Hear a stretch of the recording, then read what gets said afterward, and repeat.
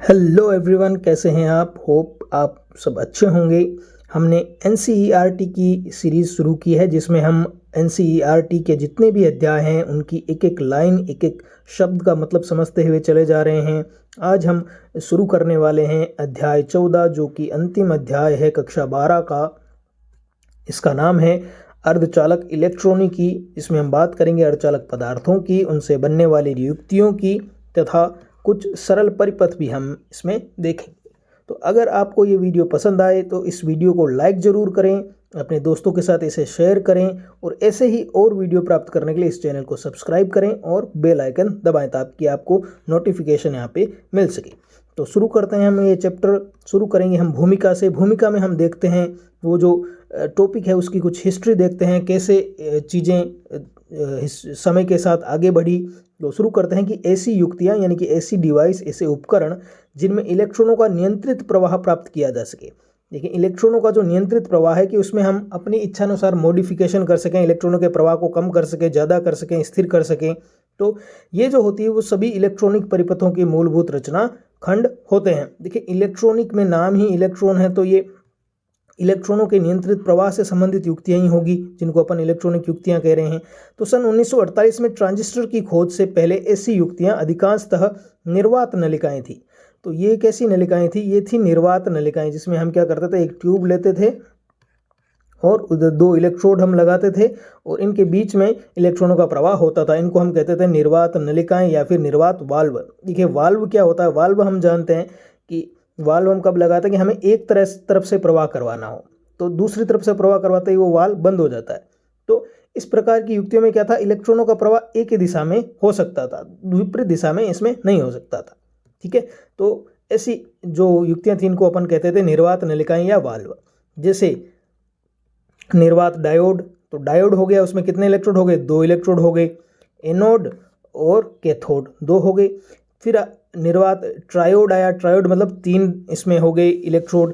तो इसमें 3 इलेक्ट्रोड थे, क्या थे? एक कैथोड था, एक प्लेट था और तीसरा था ग्रिड। फिर इसी प्रकार टेट्रोड आए, पेंटोड आए जिनमें 4 और 5 इलेक्ट्रोड थे। तो किसी निर्वात नलिका में इलेक्ट्रॉनों की आपूर्ति, इलेक्ट्रॉन कैसे मिलते हैं? एक तप्त कैथोड। अगर एक जो कैथोड होता है उसको अपन गर्म करें तो वहाँ से क्या होता है? तापायनिक उत्सर्जन होता है, हमने 11वें पार्ट में देखा था। तो वहाँ से इलेक्ट्रॉन निकलते हैं, तो एक तप्त कैथोड द्वारा प्राप्त की जाती है तथा इसके विभिन्न इलेक्ट्रोडों के बीच वोल्टता को परिवर्तित करके, अगर इनके बीच वोल्टता को परिवर्तित करें तो ये जो इनका त्वरण होगा इलेक्ट्रॉनों का वो अलग अलग हो जाएगा। तो इलेक्ट्रोडों के बीच वोल्टता को परिवर्तित करके निर्वात में इन इलेक्ट्रॉनों का नियंत्रित प्रवाह प्राप्त किया जा सकता है। देखिए, निर्वात क्यों जरूरी है? निर्वात इसलिए जरूरी है कि ये बीच में जो कुछ वायु के कण हो इनसे ना टकराए और इस स्थान से दूसरे एक इलेक्ट्रोड से दूसरे इलेक्ट्रोड तक पहुंच सके। देखिए, अंतरा इलेक्ट्रोडी स्थान, जो इलेक्ट्रॉनों के बीच का स्थान होता है, इंटर इलेक्ट्रोड स्पेस, उसमें इलेक्ट्रॉनों के प्रवाह के लिए निर्वात आवश्यक होता है। अन्यथा गतिमान इलेक्ट्रोड अपने पथ में वायु के अणुओं से टकराकर अपनी ऊर्जा खो सकते हैं। इन युक्तियों में इलेक्ट्रॉन केवल कैथोड से एनोड की ओर प्रवाहित हो सकता है। किधर जाता है? कैथोड से ये निकलता है और किधर जाता है? एनोड की तरफ। एक ही दिशा में ये जा सकता है, अर्थात इलेक्ट्रॉन केवल एक ही दिशा में प्रवाहित हो सकते हैं। यही कारण है कि ऐसी युक्तियों को साधारणतः हम क्या कहते हैं? वाल्व कहते हैं। जो सिंपल वाल्व का काम होता है, जो पानी का वाल्व हम लगाते हैं कि एक तरफ पानी का प्रवाह हो सकता है, दूसरी तरफ से वो होते ही वो बंद हो जाता है। निर्वात नलिकाओं से बनी युक्तियां आकार में बड़ी होती। दूसरी बात की, जो नलिकाएं हम बनाते हैं ये जो युक्तियां हैं वो बहुत बड़ी होती है और इनके लिए अधिक शक्ति का उपयोग भी करती है। ठीक है, तो ऊर्जा का खर्च भी ज़्यादा होता है। प्रचालन में सामान्यतः उच्च वोल्टता की आवश्यकता पड़ती है। वोल्टता भी कितनी चाहिए हमें? उच्च वोल्टता की आवश्यकता होती है। इसके साथ ही इनका जीवन काल अपेक्षाकृत कम और विश्वसनीयता भी कम होती है। तो ये ज़्यादा टाइम तक चलते भी नहीं हैं, इनकी विश्वसनीयता भी कम होती है। ऐसा समझ ले कि जो पहले हम मानते थे चाइनीज़ सामान की विश्वसनीयता, वैसी विश्वसनीयता होगी। तो कई इसमें समस्याएं थी। एक तो एक ही दिशा में धारा बह रही थी, आकार में बड़ी थी, शक्ति का उपभोग ज़्यादा करती थी, उच्च वोल्टता की आवश्यकता थी, तो इनकी लाइफ कम थी, ड्यूरेबिलिटी कम थी। फिर आधुनिक ठोस अवस्था, अब ये तो क्या थे? निर्वात में हम बात कर रहे थे। अब क्या आ गया? जो हम निर्वात नलिका की बात कर रहे थे, अब क्या आ गया? ठोस अवस्था, है ना, यानी कि सॉलिड स्टेट में आ गया अर्धचालक इलेक्ट्रॉनिक। ठीक है, सॉलिड स्टेट सेमीकंडक्टर इलेक्ट्रॉनिक्स का प्रादुर्भाव सन 1930 में इस आभास से किया गया कि कुछ ठोस अवस्था अर्धचालक। अब हम क्या बात कर रहे हैं कि जो ठोस अवस्था में कुछ पदार्थ होते हैं जिनको अपन अर्धचालक कहते हैं, जो हम इस पार्ट में पढ़ेंगे, उनकी संधियों में यह संभावना, अगर आप जो दो अर्धचालक हैं उनकी एक संधि बना दें आप, यानी कि उनको जोड़ दें, तो उनकी यह संभावना होती है कि उनमें आवेश वाहकों की संख्या, आवेश वाहक मतलब जो आवेश को लेकर चलते हैं, यानी कि गतिमान आवेश, आवेश वाहकों को हम क्या कह सकते हैं, गतिमान आवेश, और उनके प्रवाह की दिशा को नियंत्रित किया जा सकता है। तो हम इधर भी आवेश वाहक को प्रवाहित करा सकते हैं और इधर भी प्रवाहित करा सकते हैं। तो ऐसा क्या हुआ, ऐसा एजम्पशन वहाँ पे किया गया, ऐसी जो कुछ प्रयोग किए गए जिनसे ऐसी बातें सामने आई थी। तो प्रकाश, उष्मा तथा अल्प अनुप्रयुक्त वोल्टता, एक तो क्या कर सकते हैं, प्रकाश दें, उष्मा दें या फिर वोल्टता दें, ऐसे उत्तेजक किसी अर्धचालक में गतिमान आवेशों की संख्या भी परिवर्तित भी कर सकते हैं। तो हम क्या कर सकते हैं, एक तो उनकी दिशा भी मॉडिफाई कर सकते हैं, दिशा चेंज कर सकते हैं, और दूसरा उनकी संख्या भी चेंज कर सकते हैं। तो हम क्या कर सकते हैं, इलेक्ट्रॉनों का नियंत्रित प्रवाह, वहाँ पे आवेशों का नियंत्रित प्रवाह करवा सकते हैं। ध्यान देने योग्य बात यह है कि अर्धचालक युक्तियों में आवेश वाहकों की आपूर्ति तथा प्रवाह स्वयं ठोस के भीतर ही होता है, हमें इसके लिए किसी निर्वात की ज़रूरत नहीं होती। ये जो हम पदार्थ लेंगे उसके भीतर ही हो जाएगा। तो हमें एक्स्ट्रा जो हमने निर्वात नलिका लगानी पड़ती थी, 2 इलेक्ट्रोड ऐसे लगाने पड़ते थे, वो सारी उस झंझट से क्या मिल गया, छुटकारा मिल गया। तो हमारे पास जो स्पेस चाहिए वो क्या हो गया, बहुत ही कम हो गया, और तो फायदे थे ही थे। जबकि पहले प्रयोग होने वाली निर्वात नलिकाओं या वाल्वों में गतिमान इलेक्ट्रोडों को तप्त कैथोड से प्राप्त किया जाता था, वहां तप्त कैथोड से प्राप्त करते थे, फिर उनको ऐसे चलाते थे इसके अंदर तथा निर्वातित स्थानों अथवा निर्वात में प्रवाहित कराया जाता। तो देखिए कितना फायदा हो गया अर्धचालकों की सहायता से। तो अर्धचालक युक्तियों में बाहरी तापन, तो बाहर से तापमान देने की जरूरत नहीं, और निर्वातित स्थान की भी आवश्यकता नहीं। तो ये क्या होगी, आकार में क्या होगी, ये युक्तियां छोटी होगी। दूसरा, इनका कम शक्ति का भी उपयोग करती है, क्योंकि हमें तापमान नहीं देना पड़ता, बाहर से हीटिंग नहीं करनी पड़ती, और कम वोल्टता पर भी ये काम करती है, क्योंकि थोड़ी सी वोल्टता देने पर ही हमें क्या मिल जाते हैं, आवेश वाहक मिल जाते हैं, गतिमान आवेश मिल जाते हैं। तो इस प्रकार की जटिल संरचना नहीं है, केवल जो पदार्थ होता है उसके अंदर ही ये जो है वो आवेश गति करते हैं। तो इनका जीवन काल भी क्या होता है, लंबा होता है, और इनकी विश्वसनीयता भी अच्छी होती है, जल्दी से खराब नहीं होगी। आधुनिक युक्तियों में तो निर्वातित नलिकाओं के सिद्धांत पर कार्य करने वाली, अब जो नई जो युक्तियां आ गई उसमें जो निर्वात नलिकाओं के सिद्धांत पर काम करती थी, पहले सीआर ट्यूब, जो ऐसे बड़ा सा टीवी होता था जिसके पीछे ऐसे कैथोड रे ऐसे ट्यूब लगा होता था। तो ये जो सीआरटी है, जिनका उपयोग टेलीविजन सेटों तथा कंप्यूटर मॉनिटरों में किया जाता है। पहले मॉनिटर भी ऐसे होते थे बड़े बड़े, अब तो क्या आ गए, अब ऐसे आ गए डेस्कटॉप साइज के, तो उन मॉनिटरों में किया जाता था। अब ठोस अवस्था इलेक्ट्रॉनिकी, ये जो ठोस अवस्था इलेक्ट्रॉनिकी परिपथ आ गए, इनके साथ क्या करते हैं हम, लिक्विड क्रिस्टल डिस्प्ले, एलसीडी आपने सुना होगा। अब हम कैसे लगाते हैं, मॉनिटर जो होते हैं वो एलसीडी मॉनिटर होते हैं, ऐसे सीआर ट्यूब वाले मॉनिटर नहीं होते। तो जिनको अपन कहते हैं, हिंदी में कहते हैं द्रव क्रिस्टल प्रदर्श, लिक्विड क्रिस्टल डिस्प्ले, इन मॉनिटरों द्वारा प्रतिस्थापित की जा रही है।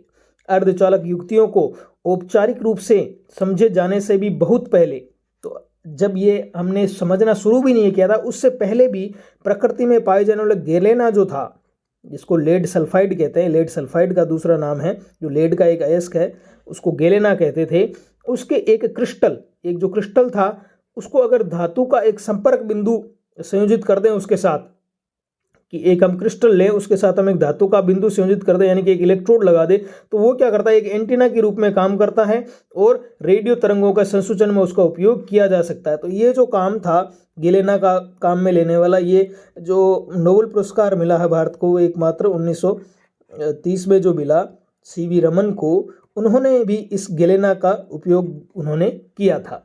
गेलेना इसको रेडियो तरंगों के संसूचन में, एक तो सीवी रमन, एक भाप जो थे हमारे दूसरे हमारे वैज्ञानिक थे होमी जहांगीर भाभा। तो होमी जहांगीर भाभा जो है, उन्होंने सबसे पहले जो है वो रेडियो तरंगों का संसूचन किया था, ठीक है, माइक्रोमीटर की कोटि की, ठीक है, मिली वोल्टेज का उपयोग करके।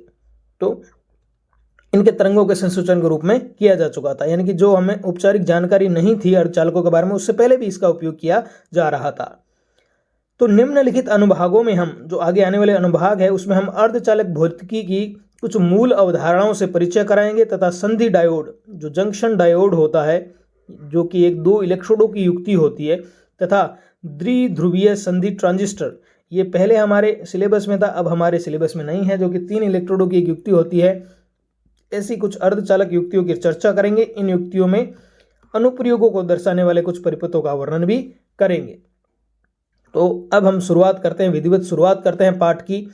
ये जो टॉपिक है हमारा, कि हम वर्गीकरण करेंगे पदार्थों का, किन किन का। धातु क्या होते हैं, है ना, चालक क्या होते हैं, अर्धचालक क्या होते हैं, ठीक है, और कुचालक क्या होते हैं, अचालक क्या होते हैं, या विद्युतरोधी क्या होता है। तो सबसे पहले हम करेंगे चालकता के आधार पर पदार्थों का वर्गीकरण करेंगे।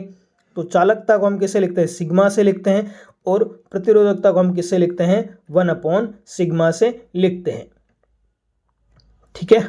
तो इनके सापेक्ष मान के आधार पर ठोस पदार्थों का निम्न प्रकार से वर्गीकरण किया जाता है। देखिए, धातुएं जो होती है, या इनको हम कह सकते हैं चालक जो होते हैं, चालक होते हैं, इनकी चालकों की चालकता तो क्या होती है, बहुत ज़्यादा होती है, लेकिन प्रतिरोधकता जो होती है वो बहुत ही कम होती है। तो चालकता इनकी इस कोटि की होती है 10⁻² से 10⁸ ये है सीमेंस मीटर इनवर्स। देखें, ये जो होता है, प्रतिरोधकता का मात्रक हमने देख लिया ओम इंटू मीटर, तो चालकता इनकी उल्टी होती है, 1/ρ होती है, सिग्मा इक्वल टू इसका मात्रक क्या हो जाएगा फिर, सिग्मा का ओम इनवर्स मीटर इनवर्स।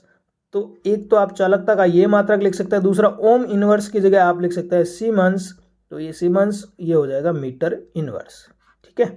तो इसलिए इसका सीमेंस मीटर इनवर्स लिखा है, और यहाँ लिखा है ओम इंटू मीटर। तो ये धातुएं जो होती हैं, इनकी प्रतिरोधकता बहुत कम होती है अथवा चालकता बहुत अधिक होती है। तो आपको ये याद रखना, अगर आप एक चालकता याद रख लेंगे 10⁻² से 10⁸, तो प्रतिरोधकता इसकी उल्टी होती है, तो पावर माइनस में हो जाएगी। फिर हम देखते हैं अर्धचालक। तो इनकी जो प्रतिरोधकता होती है वो चालक धातुओं और विद्युतरोधी पदार्थों, जो दूसरे विद्युतरोधी या कुचालक पदार्थ होते हैं, उनके बीच की होती है, ठीक है। यानी कि अर्धचालकों की चालकता जो है वो इससे तो क्या होगी, कम होगी, लेकिन जो विद्युतरोधी हम बाद में पढ़ेंगे उनसे ज़्यादा होगी। तो यहाँ जो चालकता है वो देखें, ये 10⁻² से 10⁸ थी, ये क्या है 10⁵ से 10⁻⁻6, इसमें मतलब प्लस की भी घात है और माइनस की भी घात है। तो ये रेंज कहाँ तक जा रही है, 10⁻⁻6 से शुरू हो रही है ये, और अधिकतम कहाँ तक जा रही है, 10⁵ तक जा रही है। फिर रो को इसका क्या कर देंगे, उल्टा कर देंगे। अगला क्या है, विद्युतरोधी।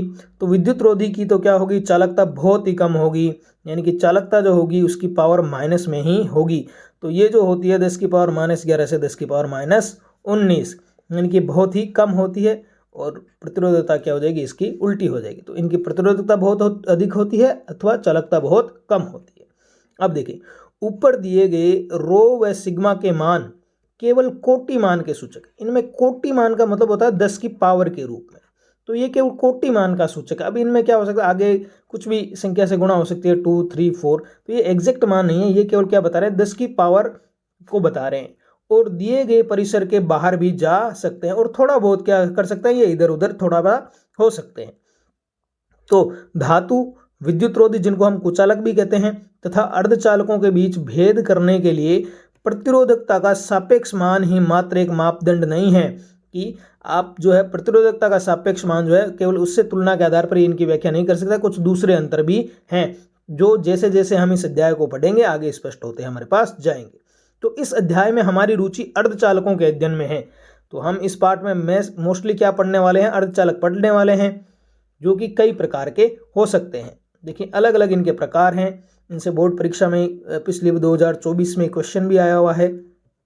तो देखें, पहला है तात्विक अर्धचालक, जो मतलब जो बेसिक एलिमेंट होते हैं, जो तत्व होते हैं आवर्त सारणी के साथ में कुछ नहीं जुड़ा हो उनके, तो उनको कहते हैं हम तात्विक अर्धचालक, इंग्लिश में कहते हैं एलिमेंटल सेमीकंडक्टर। तो वो क्या हो गए, सिलिकॉन और जर्मेनियम। ये कार्बन वाले चौथे वर्ग में शामिल हैं, जो कि होता है कार्बन, सिलिकॉन, जर्मेनियम,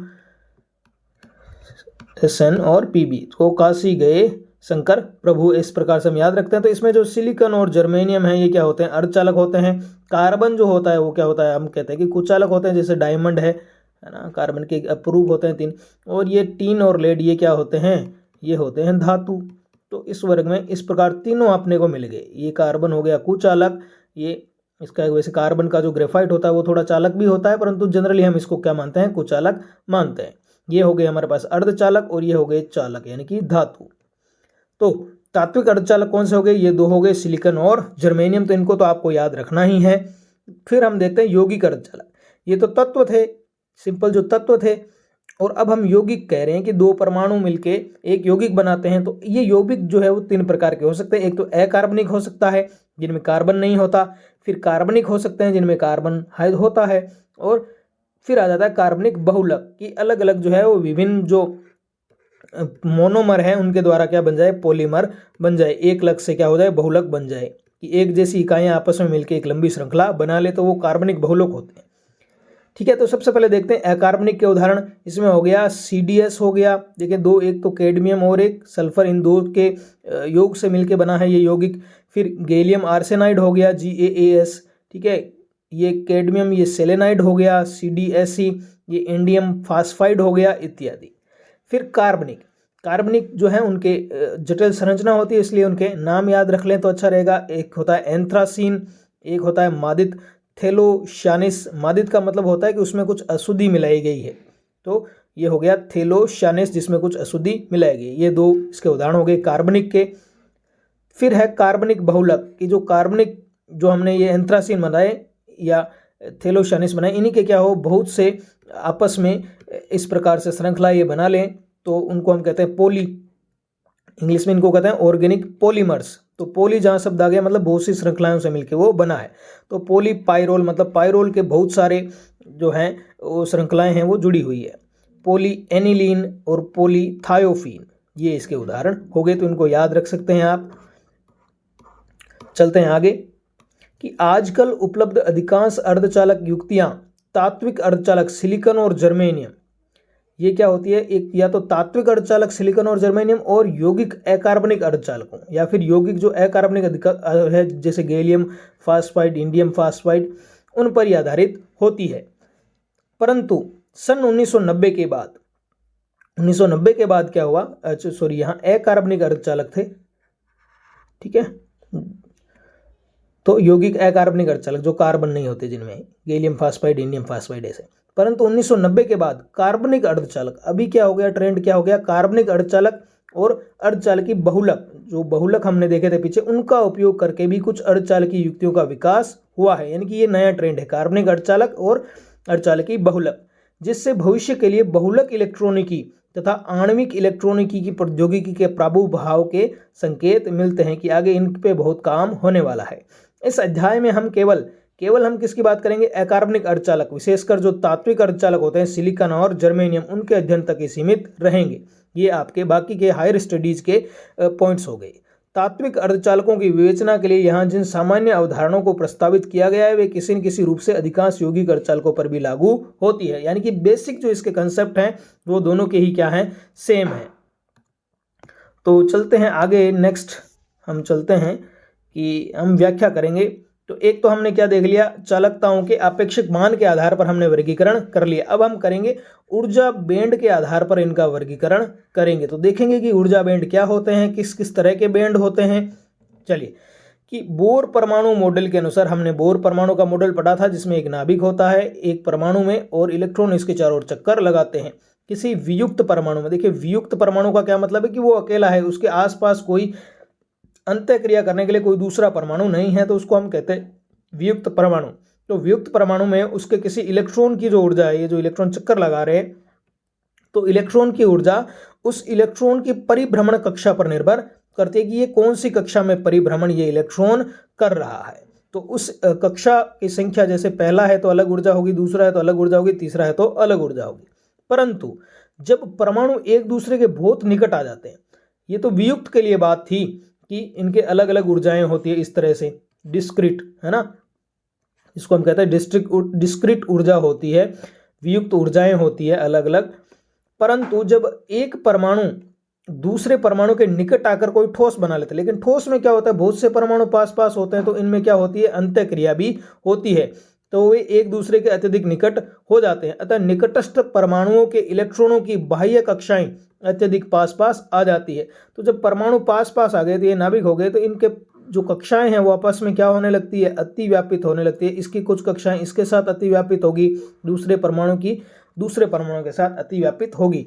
तो फिर हमें ये पता नहीं चलता कि यहाँ जैसे ये कॉमन इनका क्षेत्र आ गया, तो इसमें हमें पता नहीं चलेगा कि ये इलेक्ट्रॉन इस परमाणु का था कि इस परमाणु का था कि इस परमाणु का था कि इस परमाणु का था। तो यहाँ तक कि एक दूसरे को ढक लेते हैं, ये कक्षाएं एक दूसरे को क्या कर लेती है, ढक लेती है। इसके परिणाम स्वरूप किसी ठोस में इलेक्ट्रॉन की गति प्रकृति किसी वियुक्त परमाणु के इलेक्ट्रॉन की गति से अत्यधिक भिन्न हो जाती है। तो वियुक्त परमाणु में तो हमें स्पष्ट दिखाई दे रहा था कि ये इलेक्ट्रॉन जो है इस प्रकार से गति कर रहा है, हम उसको कह सकते थे। लेकिन यहाँ क्या हो गया, अतिव्यापन हो गया कक्षाओं का, तो हम ये नहीं कह सकते थे कि ये इलेक्ट्रॉन जो है वो कौन से परमाणु का है। तो यहाँ पे गति जो है वो क्या हो गई, भिन्न हो गई। चलते आगे बात करते हैं कि किसी क्रिस्टल के भीतर प्रत्येक इलेक्ट्रॉन अपनी अद्वितीय स्थिति होती है।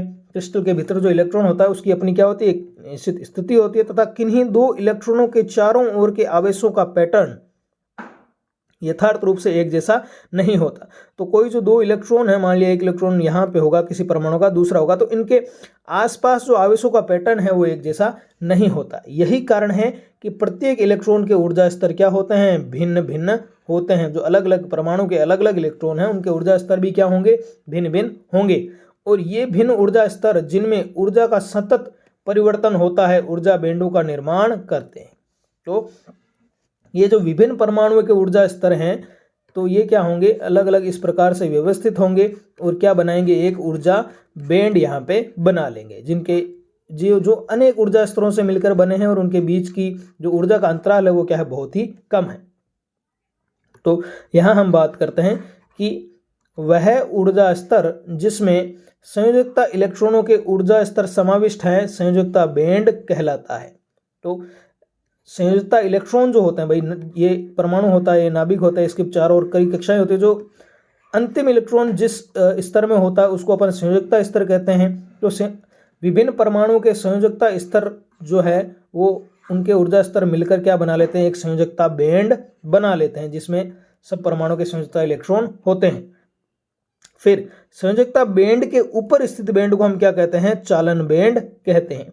तो यहाँ होता है संयोजकता बैंड जिसमें सारे के सारे परमाणुओं के सारे संयोजकता इलेक्ट्रॉन वहाँ पे आ जाते हैं। फिर इसके जस्ट ऊपर ही क्या होता है, चालन बैंड होता है। यहाँ आगे हमें चित्र दिखाए गए होंगे, वहाँ हमें और अच्छे से समझ में आ जाएगा। तो आगे बात करते हैं। तो नीचे होता है संयोजकता बैंड जिसमें संयोजकता इलेक्ट्रॉन होते हैं। दूसरा इसके जस्ट ऊपर जो खाली बैंड होता है उसको अपन क्या कहते हैं, चालन बैंड कहते हैं। तो बिना किसी अतिरिक्त ऊर्जा के सभी संयोजकता इलेक्ट्रॉन संयोजकता बैंड में रहते हैं। सारे के सारे संयोजकता इलेक्ट्रॉन कौन से बैंड में रहेंगे, संयोजकता बैंड में रहेंगे। यदि चालन बैंड में निम्नतम स्तर, देखिए यहाँ थोड़ी सी गड़बड़ी है कि चालन बैंड का तो निम्नतम स्तर, देखिए ऊपर वाला जो स्तर होता है उसको चालन बैंड कहते हैं, नीचे वाले स्तर को क्या कहते हैं, संयोजकता बैंड कहते हैं। तो चालन बैंड का तो निम्नतम स्तर उसको हम कह देंगे EC। चालन बैंड को इंग्लिश में कंडक्शन बैंड कहते हैं। तो उसका जो निम्नतम स्तर है उसको हम कह देंगे EC। और यहाँ हमें लिखना है क्या, संयोजकता बैंड। ये एक त्रुटि है बुक में, तो इसको आप सुधार लें कि निम्नतम स्तर संयोजकता बैंड के उच्चतम स्तर। तो ये संयोजकता बैंड है, इसका उच्चतम स्तर क्या हो गया, ये हो गया। तो चालन बैंड का निम्नतम स्तर और संयोजकता बैंड का निम्नतम स्तर, संयोजकता बैंड का उच्चतम स्तर, चालन बैंड का निम्नतम स्तर, संयोजकता बैंड का उच्चतम स्तर। तो ये कह रहा है कि चालन बैंड का ये जो निम्नतम स्तर है संयोजकता बैंड के उच्चतम स्तर से भी नीचे, यानी कि ये अगर यहाँ आ जाए, ये जो है खिसक के कहाँ आ जाए, ये यहाँ आ जाए, इसके नीचे आ जाए, तो क्या होगा, आपस में अतिव्यापन हो गया। तो क्या कह रहा है कि उच्चतम स्तर से भी नीचे है तो संयोजकता बैंड के इलेक्ट्रॉन आसानी से चालन बैंड में जा सकते हैं, क्योंकि अब तो ये क्या गया, चालन बैंड इसके ऊपर ही आ गया। ठीक है, तो ये इलेक्ट्रॉन आसानी से चालन बैंड में जा सकते हैं और ऊर्जा का चालन कर सकते हैं। चालन बैंड में जाने का मतलब है कि जो संयोजकता बंध था वो टूट गया और इलेक्ट्रॉन क्या हो गया, मुक्त हो गया। सामान्यतः जो है वो चालन बैंड क्या होता है, रिक्त होता है। लेकिन परंतु जब यह बैंड संयोजकता बैंड को अतिव्यापित करता है, जैसे हमने ऊपर बात की कि ढक लेता है, तो इलेक्ट्रॉन स्वतंत्रता पूर्वक इसके भीतर जा सकते हैं। ऐसा किसमें होता है, धात्विक चालकों में होता है। अब नेक्स्ट हम बात करते हैं। ये तो आ गया, हो गया कि भाई संयोजकता बैंड ये था और इसी के ऊपर क्या आ गया, चालन बैंड आ गया। तो आसानी से संयोजकता बैंड से चालन बैंड में इलेक्ट्रॉन जा सकते हैं। तो यहाँ दोनों के बीच में कुछ भी अंतराल नहीं था। अब हम बात करते हैं कि यदि चालन बैंड तथा संयोजकता बैंड के बीच कोई अंतराल है, भाई यहाँ जो है वो चालन बैंड है, यहाँ संयोजकता बैंड है, यहाँ बीच में इनके बीच में क्या है, कुछ अंतराल है, तो संयोजकता बैंड के सभी इलेक्ट्रॉन क्या होते हैं, परिबद्ध होते हैं। तो संयोजकता के जो सभी इलेक्ट्रॉन हैं वो क्या हुए, अपने अपने परमाणुओं से बंधे हुए हैं, वो मुक्त नहीं है, ठीक है, क्योंकि इनके बीच में यहाँ अंतराल है, तो यहाँ से ये चालन बैंड में नहीं जा सकते। चालन बैंड में नहीं जा सकते मतलब कि ये मुक्त नहीं हो रहे, इनको इतनी ऊर्जा चाहिए, इसके अंतराल के बराबर ऊर्जा चाहिए, तभी ये मुक्त हो सकते हैं। तो आगे ये कह रहा है कि चालन बैंड में कोई मुक्त इलेक्ट्रॉन उपलब्ध नहीं होता है और यह पदार्थ को क्या बना देते हैं, विद्युत रोधी या कुचालक या अचालक या परावैद्युत बना देते हैं। परंतु संयोजकता बैंड के कुछ इलेक्ट्रॉन बाह्य ऊर्जा प्राप्त करके, अगर इन इलेक्ट्रोडों को बाह्य ऊर्जा मिल जाए कुछ, तो ये क्या कर सकते हैं, यहाँ से यहाँ जा सकते हैं, अगर इस अंतराल के बराबर ऊर्जा इनको मिल जाए या इससे ज्यादा ऊर्जा मिल जाए। तो परंतु संयोजकता बैंड के कुछ इलेक्ट्रॉन बाह्य ऊर्जा प्राप्त करके संयोजकता बैंड तथा चालन बैंड के बीच की रिक्ति को पार कर सकते हैं, तब ये इलेक्ट्रॉन चालन बैंड में पहुंच जाते हैं तथा संयोजकता बैंड में रिक्त ऊर्जा स्तर उत्पन्न कर देते हैं। तो ये इलेक्ट्रॉन यहाँ से तो कहाँ चले गए, चालन बैंड में चले गए और यहाँ क्या कर दिया, रिक्त ऊर्जा स्तर उत्पन्न कर दिया। अब यहाँ ये रिक्त हो गया तो यहाँ क्या आ सकते हैं, दूसरे इलेक्ट्रॉन यहाँ पे आ सकते हैं जिसमें अन्य इलेक्ट्रॉन जा सकते हैं। इस प्रकार यह प्रक्रिया चालन बैंड में इलेक्ट्रॉनों, चालन बैंड में तो कौन से गए, इलेक्ट्रॉन गए, और संयोजकता बैंड में रिक्तकाएं होने के कारण चालन की संभावना उत्पन्न करती है। तो चालन बैंड में तो क्या चले गए, इलेक्ट्रॉन चले गए जो मुक्त रूप से गति कर रहे हैं, यानी कि मुक्त इलेक्ट्रॉनों को हम कहते हैं कि वो चालन बैंड में चले गए। तो ये तो क्या करेंगे, ये मुक्त इलेक्ट्रॉन है तो ये धारा प्रवाह में योगदान देंगे। दूसरा, यहाँ क्या बन गए थे, रिक्तिकाएं बन गई थी, जब इलेक्ट्रॉन चला गया तो यहाँ रिक्तिकाएं बन गई और इन रिक्तिकाओं में दूसरे इलेक्ट्रॉन आ सकते हैं, जैसे ये इलेक्ट्रॉन यहाँ जाएगा तो यहाँ रिक्तिका उत्पन्न हो जाएगी। इस प्रकार संयोजकता बैंड में तो रिक्तिकाएं और चालन बैंड में इलेक्ट्रॉन, मुक्त इलेक्ट्रॉन, ये क्या करते हैं, विद्युत धारा के प्रवाह में योगदान दे सकते हैं। चलें हम बात करते हैं आगे। आइए अब हम यह विचार करें कि n परमाणुओं वाले सिलिकॉन तथा जर्मेनियम क्रिस्टल के प्रकरण में क्या होता है। देखिए मान लिया परमाणु कितने हैं, n परमाणु हैं और एक मान लेते हैं हम सिलिकॉन के परमाणु हैं सारे।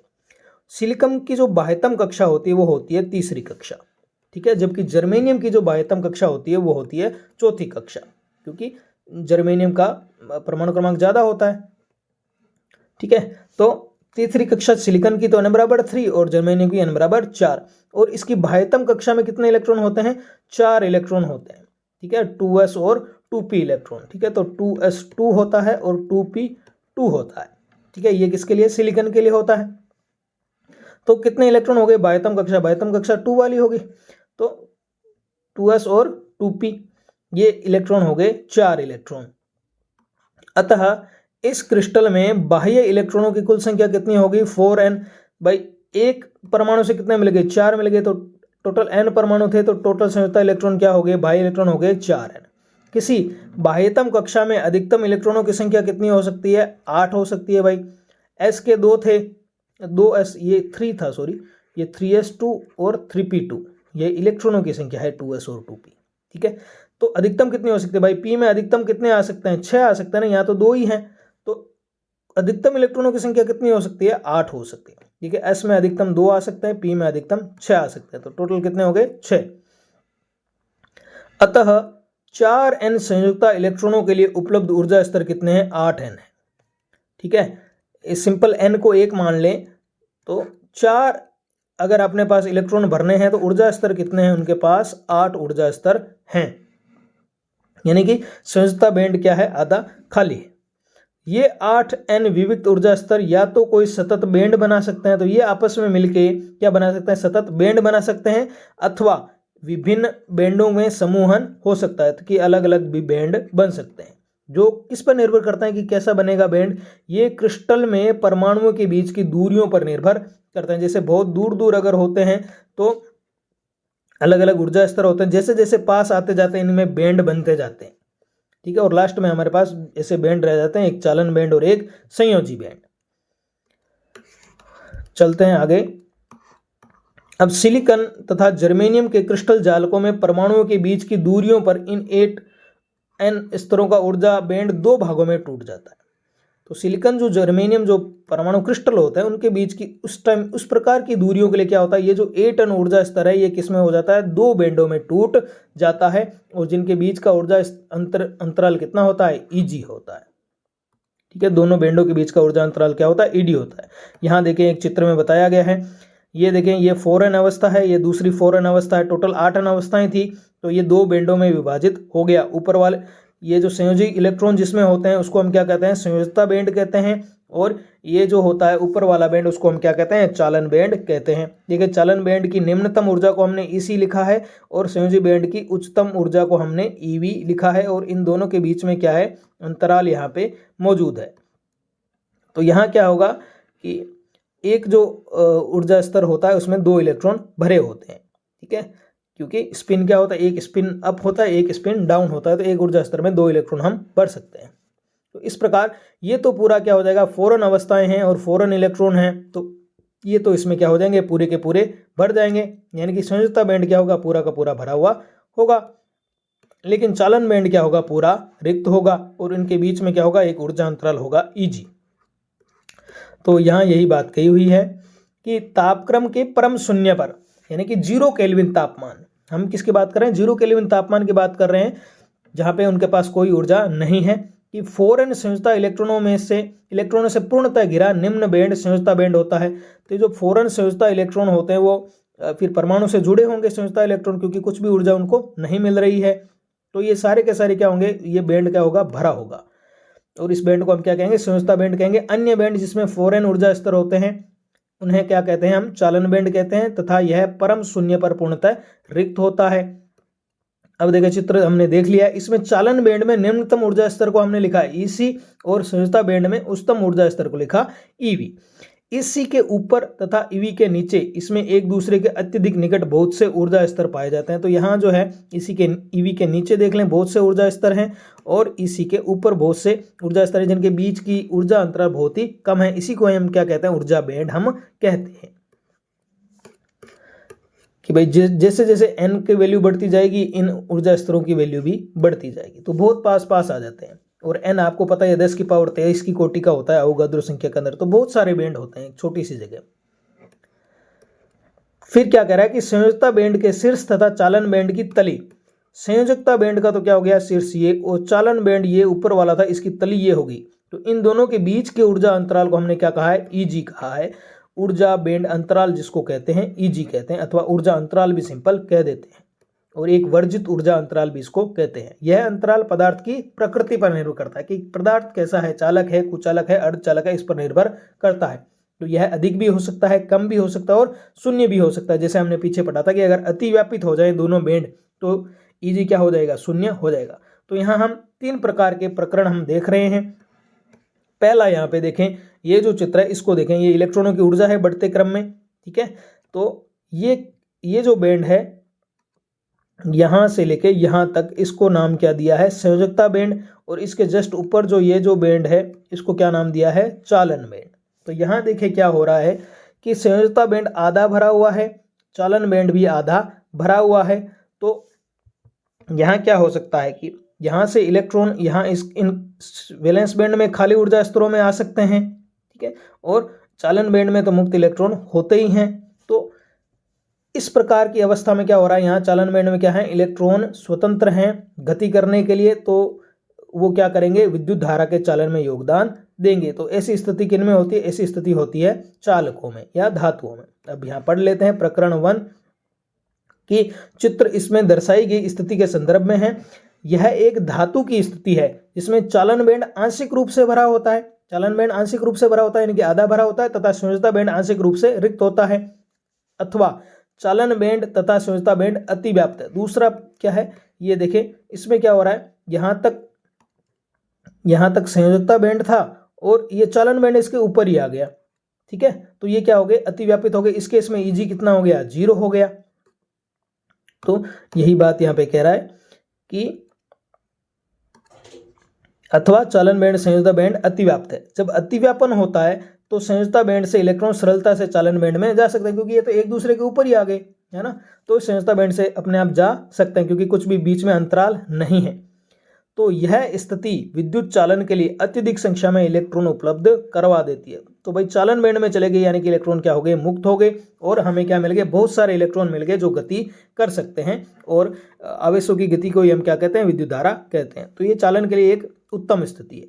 और जब संयोजकता बैंड आंशिक रूप से रिक्त होता है, दूसरी हम बात करते हैं कि संयोजकता बैंड जब आंशिक रूप से रिक्त होता है तो यहाँ से इलेक्ट्रॉन यहाँ पे आसानी से जा सकते हैं, क्योंकि इसके ऊपर ऊर्जा स्तर है, इसको जो है खाली ऊर्जा स्तर मिल रहे हैं, तो यहाँ से ये यहाँ भी जा सकता है। तो जब संयोजकता बैंड आंशिक रूप से रिक्त होता है तो इलेक्ट्रॉन इसके निम्न स्तर से उच्च स्तर तक गति करके विद्युत चालन को संभव बना देते हैं। इसीलिए इस प्रकार के पदार्थों का प्रतिरोध तो होता है कम और चालकता होती है उच्च। तो ये हमने चालकों की बात करी। प्रकरण 1 किसके लिए है, चालकों के लिए या धातुओं के लिए। अभी आप दूसरा देखें, चित्र बी जहां पे दिया हुआ है, इलेक्ट्रॉन की ऊर्जा सेम इसी प्रकार का है। इसमें क्या हो रहा है कि संयोजकता बैंड तो क्या हुआ है, पूरा भरा हुआ है, एकदम पूरा खचाखच भरा हुआ है, जबकि ये जो चालन बैंड है वो पूरी तरह से क्या है, रिक्त। संयोजकता बैंड पूरी तरह से भरा हुआ, चालन बैंड पूरी तरह से रिक्त। और इन दोनों के बीच जो अंतराल है ईसी और ईवी के बीच में, वो भी क्या है, बहुत ज्यादा है। ईजी जो है वो ग्रेटर देन 3 इलेक्ट्रॉन वोल्ट है, यानी कि 3 इलेक्ट्रॉन वोल्ट से भी ज्यादा है।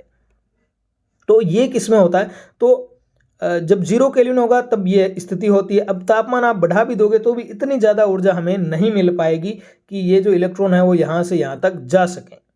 तो यानी कि ये इसके लिए मुक्त इलेक्ट्रॉन उपलब्ध ही नहीं होंगे। तो ऐसा केस किसमें होता है, ऐसा केस होता है कुचालकों में या विद्युत रोधियों में, ठीक है। और अगर हम इसके नेक्स्ट वाला देखें तो इसमें क्या हो रहा है, इसकी तुलना में जो बैंड गैप है वो क्या हो गया, कम हो गया, ऊर्जा अंतराल यहाँ कम हो गया। तो अगर आप सिंपल थोड़ा सा तापमान बढ़ाएंगे आप, तो यहाँ से क्या होगा, संयोजकता बैंड से इलेक्ट्रॉन जो है वो टूटकर कहाँ चला जाएगा, चालन बैंड में चला जाएगा, और यहाँ एक संयोजकता बैंड में रिक्ति उत्पन्न हो जाएगी। तो चूंकि ऊर्जा अंतराल कम है, इस वजह से थोड़ा सा तापमान देने पर ही क्या हो जाएगा, ये संयोजकता बंध टूट जाएगा और इलेक्ट्रॉन मुक्त होकर कहाँ चला जाएगा, चालन बैंड में चला जाएगा, और यहाँ पे हो जाएगी एक रिक्ति। तो चालन बैंड में तो इलेक्ट्रॉन और संयोजकता बैंड में रिक्ति। तो ये जो होते हैं वो विद्युत चालन में योगदान देते हैं। तो ये ऐसा किस केस में होता है, ऐसा होता है अर्धचालकों के केस में। तो अब इनको पढ़ लेते हैं। प्रकरण नंबर 2 जो कि कुचालकों के लिए होता है। देखें कि इस प्रकरण में जैसा कि चित्र में दिखाया गया है, इस स्थिति में बैंड अंतराल ईजी अधिक होता है। बैंड अंतराल जो ईजी है वो क्या होता है, बहुत ज्यादा होता है।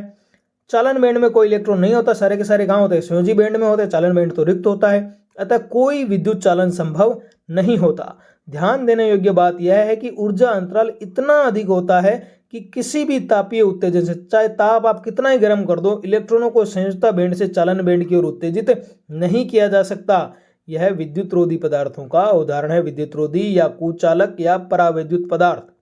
अब नेक्स्ट हम देखते हैं प्रकरण 3 की, जो कि क्या है, अर्धचालकों से संबंधित है, जो सी में दिखाई गई है। इसमें एक परिमित मतलब बहुत ज्यादा नहीं होता है ना, ये फिक्स मान होता है, परिमित परंतु लघु बैंड, ठीक है। होता तो है पर वो क्या होता है, लघु होता है, कम होता है बैंड अंतराल easy less than 3 electron volt, लगभग 1 इलेक्ट्रॉन वोल्ट के लगभग होता है। तो लघु बैंड अंतराल होने के कारण कमरे का जो ताप है 27 डिग्री सेंटीग्रेड जो हम मानते हैं, या फिर 300 केल्विन उसको कह दे, तो उस ताप पर कुछ इलेक्ट्रॉन संयोजकता बैंड में इतनी ऊर्जा अर्जित कर लेते हैं कि ऊर्जा अंतराल को पार करके कहाँ पहुंच जाएं, चालन बैंड में पहुंच जाएं।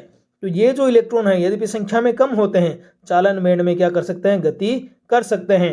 अतः अर्धचालकों का प्रतिरोध उतना अधिक नहीं होता जितना विद्युत रोधी पदार्थों का होता है। देखें चालकों में तो क्या हो गया, अतिव्यापन ही हो गया, तो यहाँ तो बहुत आसानी से जो है इलेक्ट्रॉन चले जाएंगे, लेकिन जो अर्धचालक है उनमें क्या करना पड़ेगा, इनको ये जो अंतराल है वो पार करना पड़ेगा।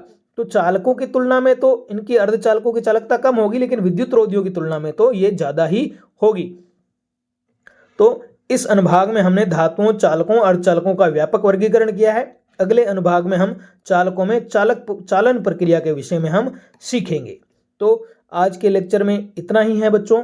आगे के लेक्चर में हम नेज अर्धचालक पढ़ेंगे, फिर हम पी प्रकार के अर्धचालक, एन प्रकार के अर्धचालक पढ़ेंगे। अगर आपको ये वीडियो पसंद आया हो तो वीडियो को लाइक करें। अगर आपको कोई इसमें समस्या आ रही है समझने में तो कमेंट जरूर करें, आपके कमेंट का जवाब दिया जाएगा। और इस इस वीडियो को अपने दोस्तों के साथ शेयर जरूर करें, चैनल को सब्सक्राइब करें, बेल आइकन का बटन दबाएं। Thank you very much.